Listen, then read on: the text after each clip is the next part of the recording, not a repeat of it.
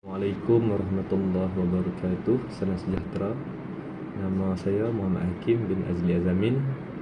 Nama matrik saya B0624100554. Saya berasal dari Sungai Petani, Kedah. Nama program pengajian yang saya lanjut pelajaran ini Sarjana Muda Pengurusan Teknologi, Rantaian Bekalan dan Logistik dengan kepujian. Saya berada di Fakulti Pengurusan Teknologi Teknousahawan. Pengalaman raya bagi saya ialah saya dapat pulang ke kampung halaman bersama sanak saudara dalam keluarga yang besar. Saya dapat meluangkan masa bersama orang yang saya cintai. Makna raya bagi diri saya ialah raya ini kita dapat meraihkan segala pertelingkahan sekiranya kita berlaku pertelagahan di antara sesama ahli keluarga ataupun sanak saudara. Ya, media sosial sangat memainkan peranan penting bagi perayaan kerana apabila timbulnya musim perayaan, kita dapat berkongsi kenangan, gambar-gambar ahli keluarga kita bersama sanak saudara yang tidak dapat pulang ke kampung halaman. Kita dapat menceritakan aktiviti perayaan kita supaya disimpan untuk kenangan manis pada hari yang akan datang. Konsep falsafah bagi musim perayaan ada 5. Yang pertama ialah andaian, yang kedua ialah premis, yang ketiga ialah kualifikasi, yang keempat ialah refutasi, yang kelima ialah silogisme, yang keenam ialah falasi.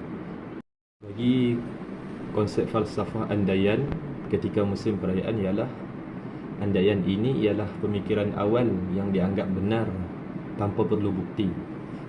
Sebagai contoh, andaian bahawa Aidilfitri ini harus dirayakan dengan meriah.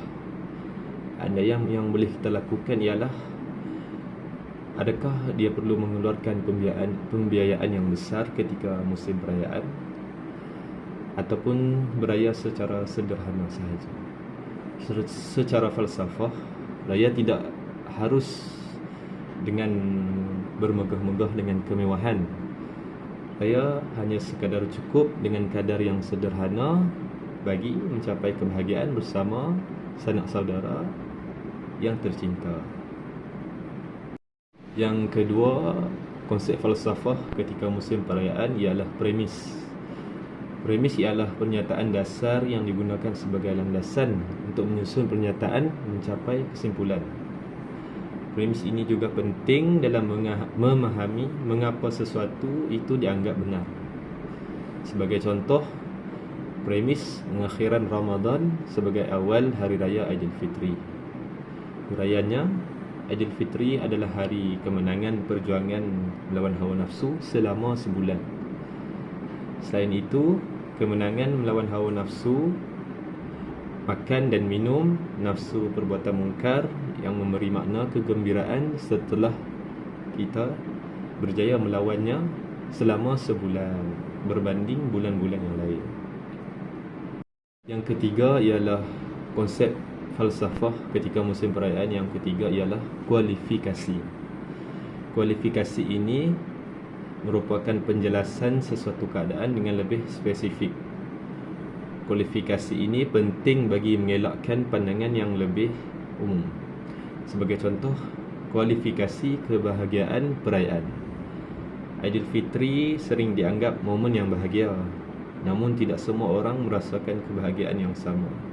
Bagi mereka yang mengalami kehilangan orang yang tersayang, Hari Raya Aidilfitri mungkin memberi rasa kesedihan dan kesepian kepada mereka.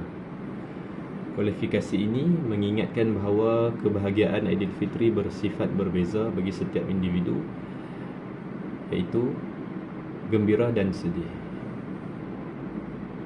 Konsep falsafah yang seterusnya, yang keempat, ialah refutasi. Refutasi ini merupakan proses untuk membantah sesuatu pernyataan dengan alasan yang kuat. Dalam konteks Aidilfitri, dengan melakukan refutasi, kita dapat memahami dengan lebih mendalam dan menolak pandangan yang mungkin kurang tepat. Sebagai contoh, refutasi bahawa Aidilfitri adalah satu-satunya waktu untuk kita meminta maaf. Pernyataan yang ditolak adalah anggapan bahawa Aidilfitri adalah satu-satunya kesempatan untuk saling bermaaf-maafan.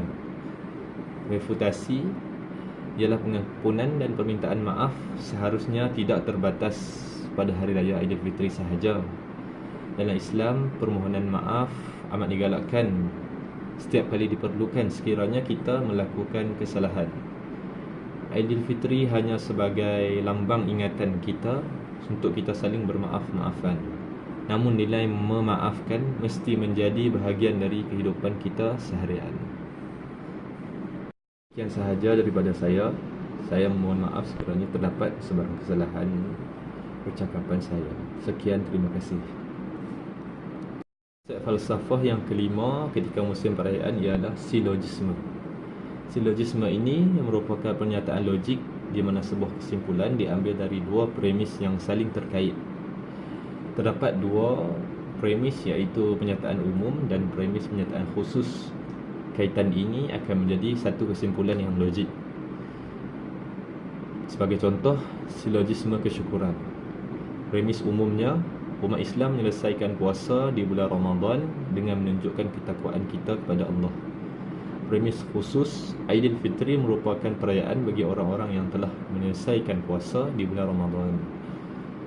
Sebagai kesimpulannya, Aidilfitri adalah perayaan bagi mereka yang telah menunjukkan ketakwaan mereka kepada Allah.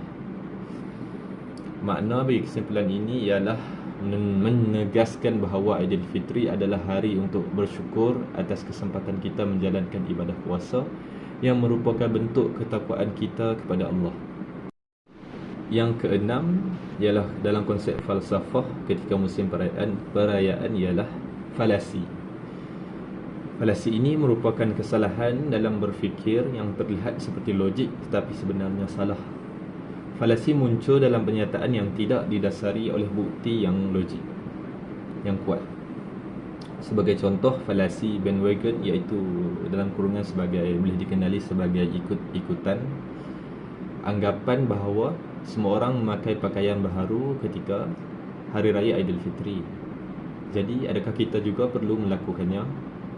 Falasi anggapan mengikut logik.